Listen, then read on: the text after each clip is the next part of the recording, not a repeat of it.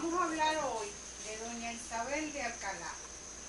Ella da origen también a la familia del gran Mariscal Sucre. Es importante hablar de esta mujer porque de ella solamente se habla Tavera Costa en los Anales de Guayana, repite un poco lo mismo Américo Fernández y Mario Briceño Iragorri en sus tapices de mi patria. Para hablar de doña Isabel de Alcalá y lo que ella hizo, tenemos que empezar un brevísimo, un picolísimo recuento, porque es imposible hablar de doña Isabel de Alcalá si no hacemos los antecedentes históricos que nos va a permitir comprender un poco la actuación de esta mujer. En el siglo XV, 1492, sacude al mundo, que en ese tiempo el mundo se refería solamente a Europa, el gran acontecimiento que fue el descubrimiento de América. Con el descubrimiento de América van a pasar hechos extraordinarios, tantos como dos reyes pobretones, que fue Isabel la Católica y Fernando el Católico, dos reyes pobres, se van a convertir en unos magnates de aquella época por las riquezas que se iban a llevar ellos a traer de América. No solamente eso, sino hay otra cosa importante, el ascenso de las clases humildes, porque cualquier persona humilde que se pusiera en un galeón de esos españoles que venían a América y tenía la suerte de regresar, llevaba valores, oro, lo que ellos extraían de aquí, y lógicamente esos señores iban a nivelarse, ya no eran los humildes que dejaron España cuando se montaron en esos galeones, sino que traían valores y ellos van a surgir. Y así va a surgir en toda Europa. Tanto, que se va a estremecer con otro gran acontecimiento que fue la Reforma. A nosotros los profesores de Historia Universal, que medio le dan a la historia, nos dicen, no, eso fue la Reforma que hizo Martín Lutero y ok, hasta ahí llega. No, esa reforma va mucho más allá. Esa reforma parte el mundo en dos. Eso fue el rompimiento del Estado pontificio, porque toda Europa era católica. Y había, en ese entonces, había el Sacro Imperio el pontificio. Imagínense ustedes, donde estaba Italia, España y todo eso. Entonces, con la reforma, que ya se rompe ese poder de la iglesia, empiezan a florecer lo que se llamaban los estados nacionales, que ya era una alianza entre los monarcas, la nobleza, la gente que había tenido, y se dieron premisas tales como esta, para que ustedes si la analizan, esta premisa es actual ahorita. Dice, la perfectibilidad infinita del ser humano, y que si el hombre actuara según la razón y sus instintos, la sociedad fuese perfecta. ¿Qué quería decir esto? Bueno, que sin la religión, porque la religión en ese entonces impedía que la gente hallase el conocimiento libremente, porque la premisa principal de la escolástica era hallar la razón, óigame bien, hallar el conocimiento a través de las verdades reveladas por Dios.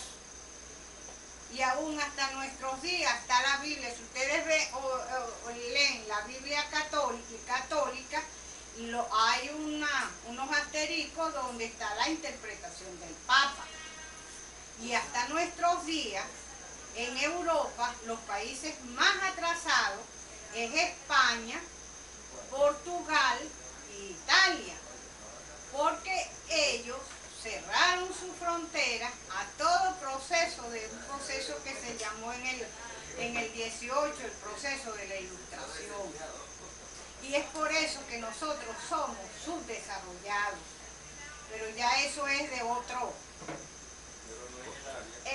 Cuando hubo toda esa reforma, ¿cómo repercute esas reformas de esa Europa que está dividida entre católicos y protestantes en las colonias americanas? Bueno, que las colonias americanas negociaban con los piratas. Se da unos personajes que se llamaban los piratas. Los piratas no es como a nosotros los libros, muchos libros nos los enseñan. Los piratas eran personas que no tenían nacionalidad. Y también estaban los corsos. Por eso es que hay un dicho que dice, oye, tú tienes patente de corso. Que esa patente la daba el rey de ese país a esos señores, simplemente porque las riquezas de este nuevo mundo eran codiciadas por toda Europa. Y entonces esos señores agarraban esos galeones y los asaltaban. Voy a hacer un predio. Aquí hubo un pirata muy famoso que no era pirata, que se llamó Walter Raleigh. Esa es una figura que nosotros tenemos que reivindicar. Walter Raleigh fue un galante de la corte de Isabel I. Él fue educado en Oxford. Su escudo fue el honor y era galante, y en su corazón lo que tenía era la poesía. Era el Lord y él era de la corte de la reina Isabel I. Él vino aquí por primera vez, siempre enamorado, porque mire, aquí Guayana es única, y nosotros los guayaneses están hablando como una guayanesa de pura cepa y muy orgullosa de ser guayanesa y de tener 5 generaciones enterradas aquí. Aquí vino un dios que fue a Malivaca y se enamoró de todo esto. Como se enamoró de todo esto, casó a sus hijas con el moriche. Nosotros los guayaneses somos hijos del moriche. Después vinieron, tantos que vinieron para hacérselo cortico, vino un pirata y se enamoró de todo esto, que fue Walter Raleigh. Walter Raleigh se enamoró y escribió, fíjense bien, escribió en prisión, porque la reina Isabel I le decían la reina virgen porque ella no se casó, porque en la época de ella, cuando se casaban, eran porque eran alianzas. La hija de la reina de Austria se iba a casar con el hijo del rey de Rusia, y entonces hacían una alianza, ¿verdad? Ella no quería alianza, entonces ella no se casó, por eso le llamaban la reina virgen. Entonces ella estaba enamorada de Walter Raleigh. Walter Raleigh era poeta. Los poemas de Walter Raleigh son hermosísimos. Entonces él se casó con una mujer de su corte, de la corte de la reina, y la reina lo puso preso. Fíjese lo sádica que era. A 2 recién casados los separó. Y él, en esa prisión, como él era lord y tenía todo el privilegio del mundo, él tuvo un jardín donde cultivaba especies, y la reina de Dinamarca lo nombró tutor del futuro rey de Dinamarca. Y él, para que el rey, el niño este que era su tutor, conociera lo que era el mundo, escribió la historia del mundo. Lo que pasa, y la mala suerte de Walter Raleigh, fue que el niño muere. Y además en prisión, él con esta Guayana escribió El maravilloso mundo de Guayana. Ningún país de América, esos extranjeros que vienen con tanto, tienen lo que nosotros tuvimos. Desde el 1500 en Europa nos conocen esta parte de Venezuela por lo que escribió Walter Riley. Entonces, continuamos, nos venimos otra vez para Venezuela. En 1595 hay un señor que se llama Antonio de Berrío. Antonio de Berrío y los Berríos eran dueños de Venezuela. Antonio de Berrío llega por Colombia, porque la esposa de él era sobrina del virrey de Colombia y no tenían hijos, entonces ese virreinato lo asume ella y el rey le da todo esto por 2 vidas, imagínense, 2 vidas. Y él funda a Santo Tomé de Guayana, lo funda en Teara, Aranaya y La Ceiba, por el río Yocoima. Allí él funda a Santo Tomé de Guayana. Este Santo Tomé de Guayana tenía una cárcel, una fragua, era una ciudad, si bien no era como nosotros nos la podemos imaginar, pero sí estaba bien consolidada. Allí va a estar doña Isabel de Alcalá. Doña Isabel de Alcalá, como yo les dije, viene con Serpa, el que fundó a Cumaná, porque Cumaná siempre fue muy codiciada por las minas de salitre que tenía. Entonces estos Alcalá vienen de Málaga hacia el reino de Nueva Andalucía, y el reino de Nueva Andalucía en un momento histórico también Guayana perteneció al reino de Andalucía. Entonces esta señora era encomendadora. Yo no sé si ustedes se acuerdan de lo que eran encomiendas y repartimientos. Eso era, los repartimientos fueron cuando ya esta tierra, imagínense que llegaron los conquistadores y consiguieron todo esto baldío. Enseguida se empezó a repartir las tierras y las tierras empezaron a tener valor. En esos repartimientos también para la iglesia, para ser más condescendiente con los conquistadores, los españoles, le daban indígenas con la finalidad de que ellos los convirtieran al catolicismo. Esta señora era encomendadora. Es posible que ella fuese viuda porque las encomiendas eran heredadas en algunos casos. La mujer del marido. Ella tenía indígenas que trabajaban para ella. Entonces, ¿qué pasa? Que en España, ya a finales del siglo de oro de España, que fue el siglo XVI, todas las riquezas que se llevaron de aquí, España no las utilizó en las grandes transformaciones sociales que tenía que haber en España, sino que las transformó en otra cosa y ya España venía en declive. Ya no era la famosísima España que tenía una armada invencible, sino era decadente y también estaba bajo el mando de los comerciantes sevillanos, que eran los que tenían el monopolio del comercio de las Indias. Ellos estaban en Sevilla porque el gran puerto que había hacia las colonias americanas era Sevilla, y los sevillanos, los comerciantes sevillanos, bueno, querían hacer desastre cuando venían con los barcos a esas, porque eran ciudades incipientes, y vendían las mercancías sumamente caras. Entonces ahí tenemos los piratas, lo que llamamos piratas, que vendían las mercancías con el 40% más bajo de lo que vendían los españoles.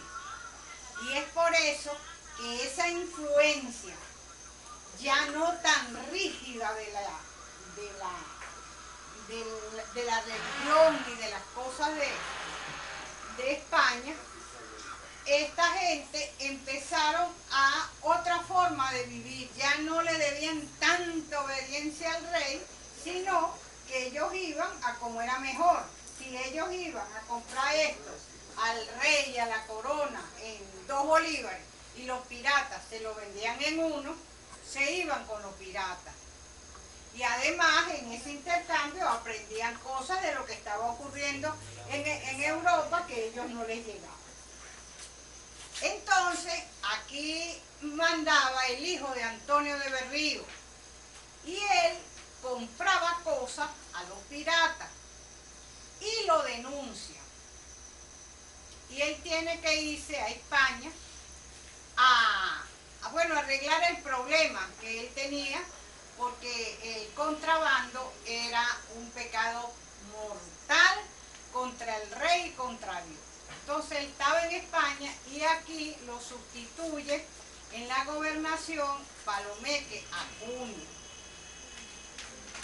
En ese interín muere la reina virgen y Walter Raleigh empieza, le dan la libertad y empieza a hacer una expedición, la segunda expedición a Guayana. Y Jacobo I asume el cargo de la reina virgen. Jacobo I es el hijo de María Estuardo. Y él empieza, porque él tenía un pique con Walter Raleigh, porque Walter Raleigh, por su poesía, por sus escritos, por todo, se había ganado la simpatía del pueblo inglés. Y él era el rey y el pueblo inglés prefería a Walter Raleigh que a él. Entonces él entra en conversaciones con España y empieza, como decimos nosotros, a meter cizaña. Entonces empieza a decirle, bueno, para allá va Walter Raleigh, para esa costa, para allá va esto, va el otro. Entonces en todas las costas de Venezuela y aquí en Santo Tomé de Guayana estaban listos para esperar a Walter Raleigh. Walter Raleigh llega, pero son 12 años que él tiene de estar preso en la Torre de Londres. Imagínense lo frío, todo lo que ese cuerpo padeció. Cuando llega, él está enfermo y se va a Trinidad. Y de Trinidad manda a Keymis con su hijo a Santo Tomé de Guayana, pero fue a buscar la montaña de cristal que a él lo enloqueció. Es posible que la montaña de cristal que a él lo enloqueció fuese el salto de la llovizna. Imagínense un salto de la llovizna, que me cuenta un amigo mío que fue uno de los primeros que vino cuando se empezó a hacer Santo Tomé de Guayana. Yo creo que no estaba ni en la planificación. Él dice que él vino con el general Ravari, que era un hombre sumamente culto y bueno, una mala palabra no la decía nunca en su vida. Y cuando él vio esa magnitud de llovizna, que dijo, carajo, ¿no? Entonces imagínense esos salvajes, lo que vería Walter Raleigh. Para mí, eso era la montaña de cristal. Él la vio de lejos, no llegó a eso y lo tenía eso en la cabeza. Entonces él se queda en San José de Uruña, que hoy es Trinidad, y manda a Keymis, a su hijo, con 4 buques y a buscar la montaña de cristal. Pero ¿qué pasa? Que entonces aquí estaban ya con la cizaña. Cuando ven esos buques empiezan a disparar y este hombre Keymis, tal vez un poco inexperto, empezó el disparo y la guerra. Pero de todas maneras se dice que los ingleses tenían 400 hombres y Santo Tomé de Guayana tenía pocos, y fueron más las muertes de los ingleses que los de Santo Tomé de Guayana. Esa misma tarde, fue un 12 de enero de 1618, que empieza esa refriega. Y en la noche ya había muerto Palomeque Acuña, que era el gobernador. Se dice que Palomeque Acuña Era el hombre más alto de la ciudad, muy corpulento y le contestaba mal a la gente, era muy mal hablado y un autócrata. También así se dice que la caja fuerte y todos los reales de la ciudad estaban en su casa. Lo mismo que él empeñaba cosas, también estaban en su casa. Y con una cuestión bien interesante, que allí en esa casa, cuando entraron los ingleses, consiguieron a un indígena encadenado. ¿Por qué estaba encadenado el indígena? Para que ustedes vean que los indígenas peleaban mucho con los españoles, porque los españoles los torturaban y no los trataban bien. Él que decía, cuando se oía pues los rumores, ahí vienen los ingleses, entonces él decía, mire, sea como sea, yo me voy con los ingleses. Y como ya venían, entonces a él lo tenían encadenado. Cuando llegan los ingleses a registrar, tomar posesión de la casa de Palomeque Acuña, ya había muerto porque en esa tarde muere Palomeque Acuña y el hijo de Walter Raleigh, consiguen a Cristóbal encadenado. Se lo llevan los ingleses y Cristóbal fue el que acompañó a Walter Raleigh hasta el cadalso.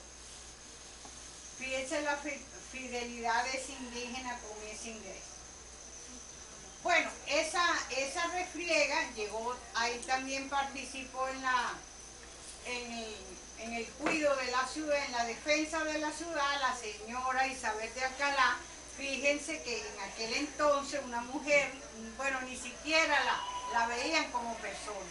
Y ella no solamente era una guerrera, sino que también ella formó a un grupo de mujeres. Y ese grupo de mujeres se enfrentó a los ingleses. Mandaron a los niños y a los ancianos a la Ceiba. Usted debe conocer por aquí a la Ceiba.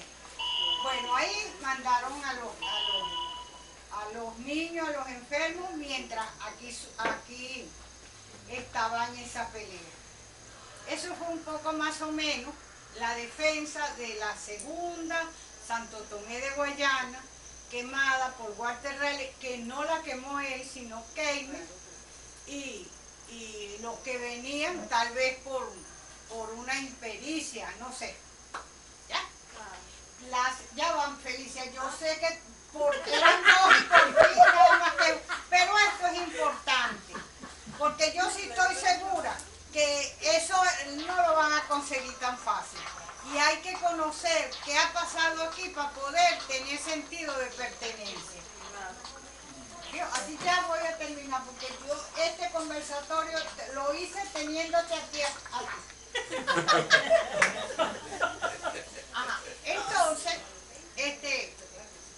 queman la ciudad, se vuelve a construir, viene un nieto de Berrío y es atacada por un Hanson, otro pirata.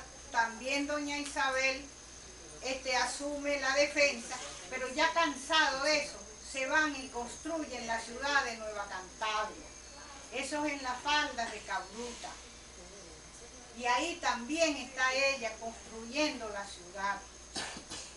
Todo esto que yo le estoy contando, lo sabemos hoy en día, porque había un fraile que se llamaba Fray Juan de Carvajal, que era cronista, y él fue a pasar una Semana Santa a Cantabria, y allí él describe la ciudad de Cantabria, y ahí le cuentan y le narran todas estas hazañas de esta mujer. Aquí por esta parte fueron mujeres muy valerosas, tanto como las Villalobos en Margarita. Las Villarruel también, doña Almarza también. Entonces hay una cantidad de mujeres que lucharon por estos pedazos de terreno. Hoy en día a nosotros se nos hace la lucha más fácil, porque tenemos todo. ¿Cuál sería la lucha de nosotros? Bueno, crear conciencia de la basura, de cuidar los patrimonios, ¿qué te digo yo? los patrimonios urbanos. Esa sería la lucha, ¿verdad? Que es muchísimo más fácil que la de la pobre doña Isabel. Bueno, entonces esta es doña Isabel de Alcalá. Doña Isabel de Alcalá fue una dama del siglo XVII. Entonces ya ustedes la van a ver a ella con los últimos adelantos que se daban hasta en la moda, porque estamos hablando de los adelantos que habían con la ruptura pues de la religión, y que ya Inglaterra, todos esos países ya se habían quitado un poco la venda, ya la mujer había descubierto lo que se llama el salón. Ella estaba en su casa, pero se reunían y ella podía intervenir en esas conversaciones de los hombres. Si nosotros nos acordamos, la reina virgen tenía el cuello, el encaje hacia arriba, ¿no? Doña Isabel de Alcalá, como es del siglo XVII, ya a ella se le ve el busto, se le ve esto. Como los franceses. Exacto, porque el salón empieza en Francia, pero en Francia se va a Inglaterra, y de Inglaterra con los piratas viene aquí. La reina virgen, por ponerla de modelo, porque es la que más sale, tiene las mangas aquí. Doña Isabel ya las tiene aquí, y es por eso que doña Isabel tiene su florete aquí con que defendía a Santo Tomé de Guayana. ¿Qué tal, amigos?